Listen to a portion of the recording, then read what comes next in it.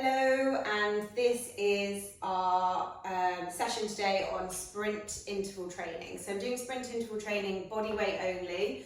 Obviously you can do this in a variety of different ways. You can do it on that, you can do it on the Peloton, you can do it on a air bike, a watt bike, you can do it on a rower, you can do it on a skier, you can do it on a treadmill, you can do it on a cross trainer. You can do it running in a park. So there's a multitude of different ways in which we can do this. However, today I'm doing it with jumping squats. So the concept is we're going to go really hard for 30 seconds. And when I say really hard, I want you to put in everything you've got. So this isn't kind of like an 8 out of 10. I'm just going to, really push it but not go full pelt. This is I'm going to give it literally everything I've got. I want you to go at 100%. It's only for 30 seconds.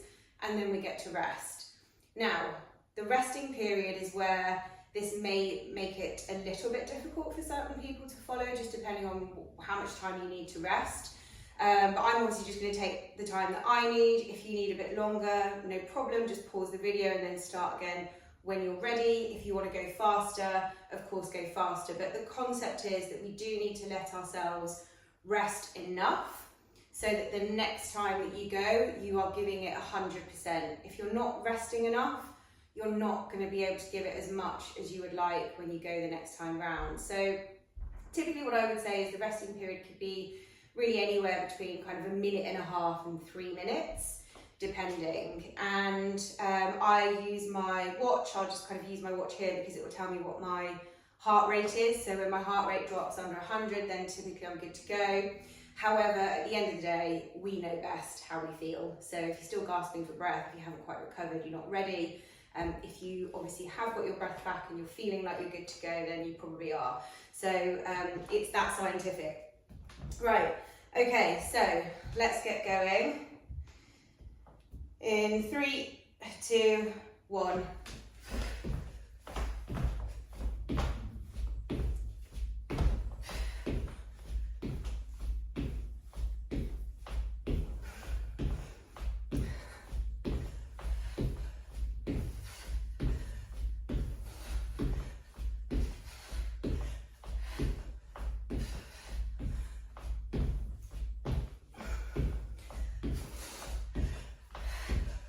Ooh, 2 seconds.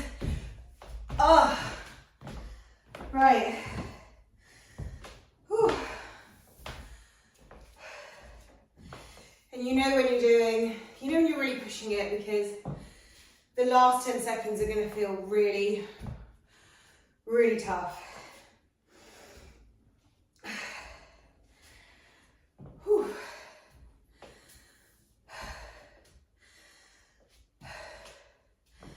So if they're not feeling really tough, it probably means that you're not putting in the effort that you need to make this exercise really impactful. At the end of the day, we're not in this for a long time. This is about short, sharp bursts of really shocking that body and generating loads of positive impacts as a result of that. So go for it. It's only a short period of time. If you get the rest, we're only going to go around doing this probably about, I don't know, anywhere between 3 and 5 times.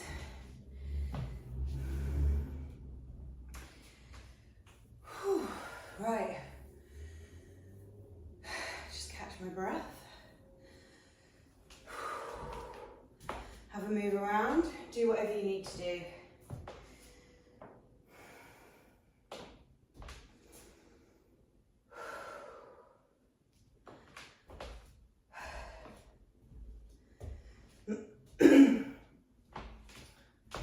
Right, my breath's coming back now.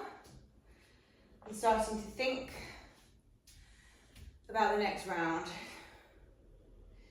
But I'm just going to give it a little bit longer. I'm still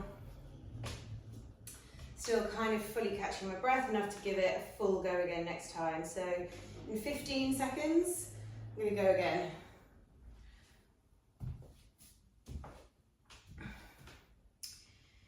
In 5, 4, 3, 2, 1.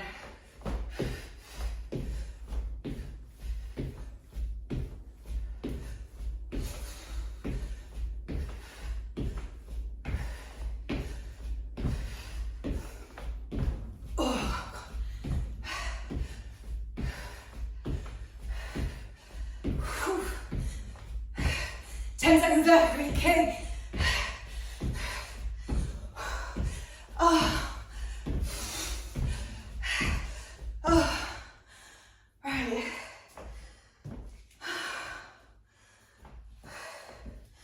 Every time I go around, my heart rate gets higher.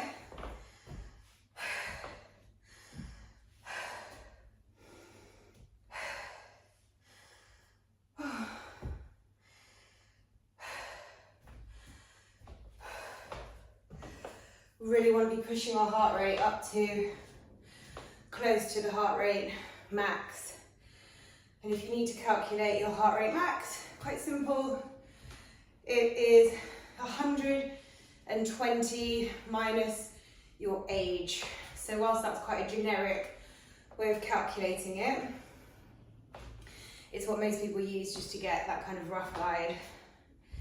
So we really want to be up in the kind of top 10 percentile of that, ideally, when you're really blasting through. And it may take a couple of rounds to get up there, but by the end you should be seeing heart rate really pumping, really going for it. And this is really going to improve our ability to do cardiovascular activity as well, and our ability to recover from it. So, whew. Just give it a little bit of time. It absolutely gets harder.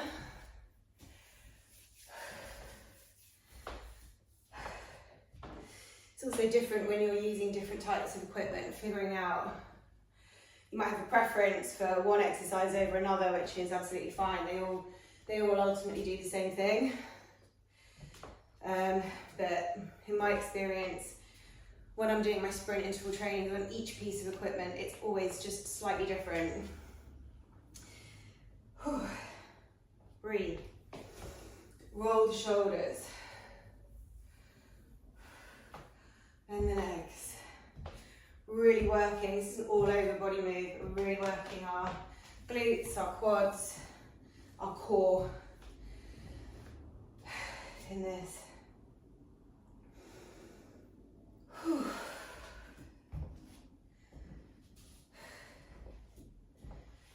Right, gonna go again in 15 seconds. This is round 3. In 5, 4, 3, 2, 1.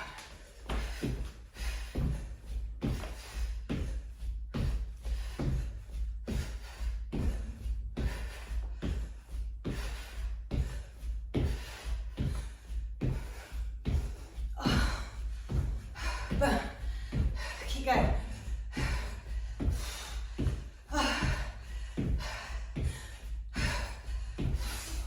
Last 5. 3, 2, 1. Oh. Grab some water.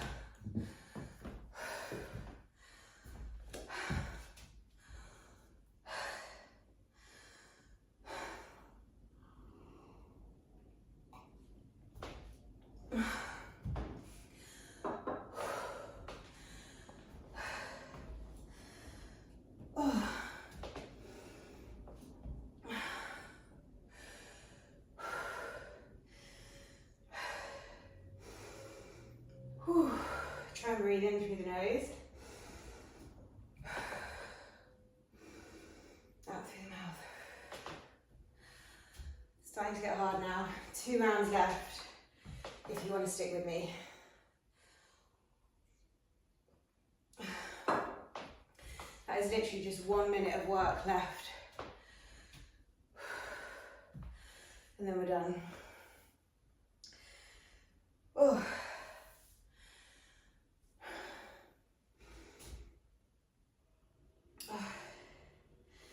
Just watching my heart rate come down and down and down. Grabbing more water.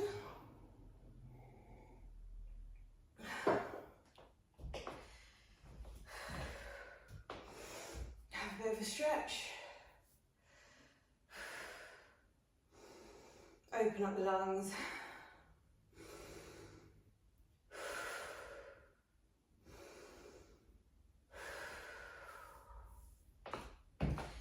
This is really good for metabolic benefits, so fat burning, and also bone.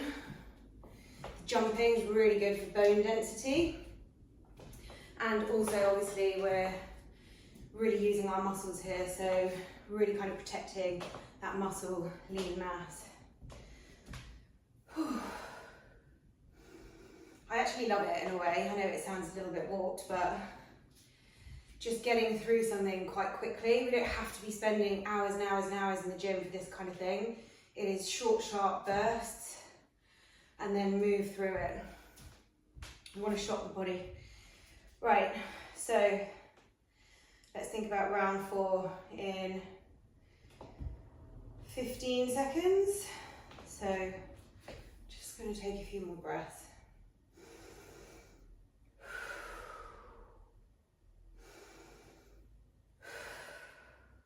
And in 3, 2, 1, go.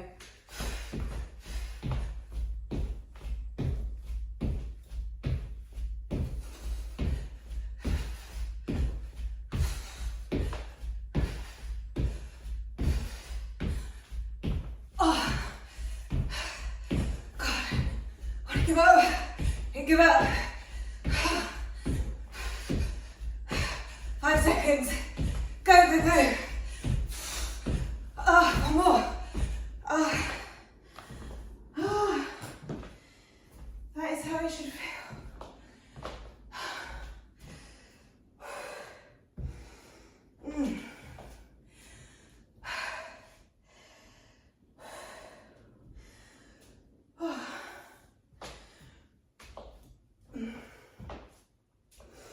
One more to go.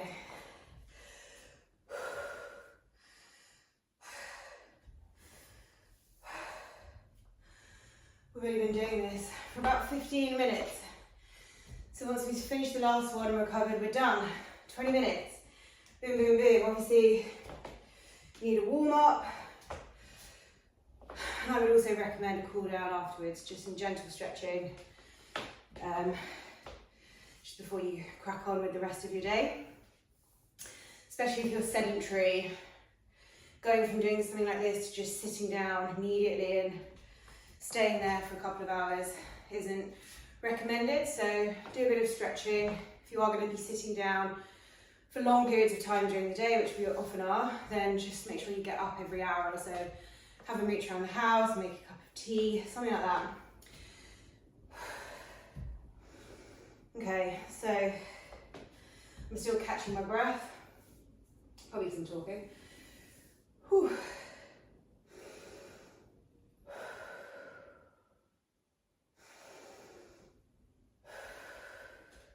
Breathe in and out. Just get the breathing back under control. Watch the heart rate drop. Roll the shoulders. Bend the knees. And let's get ready for our final round. Sometimes you can feel like, oh, I just want to get over it. I want to get it over and done with. Let's just get on with it. But the whole purpose of this is allowing ourselves to recover, being patient, knowing we're recovered so that we can give it so much more effort the next time round. So let's give it 10 seconds. Breaths in.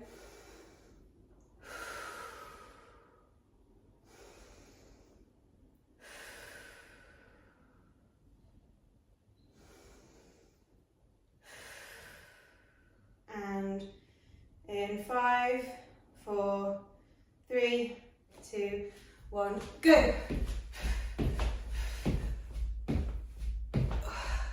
Focus. Last one. Go. Work through the pain. Oh, I'm really tired now.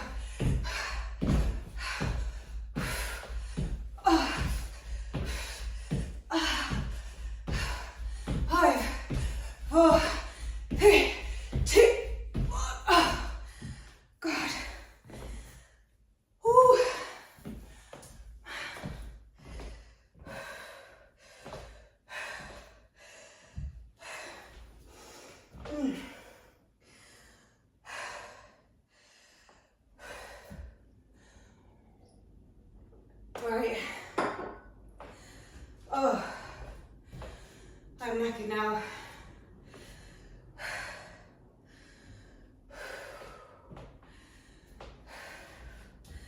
Roll the shoulders, take a deep breath in. Out through the nose.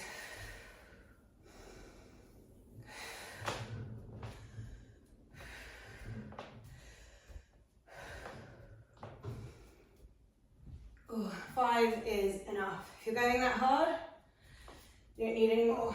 20 minutes, job done.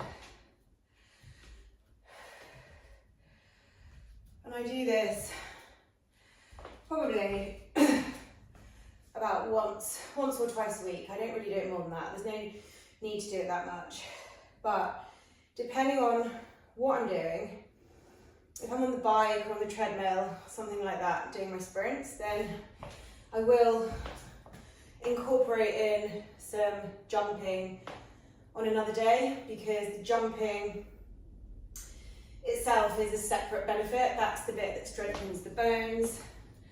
That kind of impact on the floor really strengthens our hip bones, our leg bones, everything. So we definitely do need to be doing this type of activity, even though it may feel uncomfortable, especially if you haven't jumped or been in a kind of destabilized position for a while.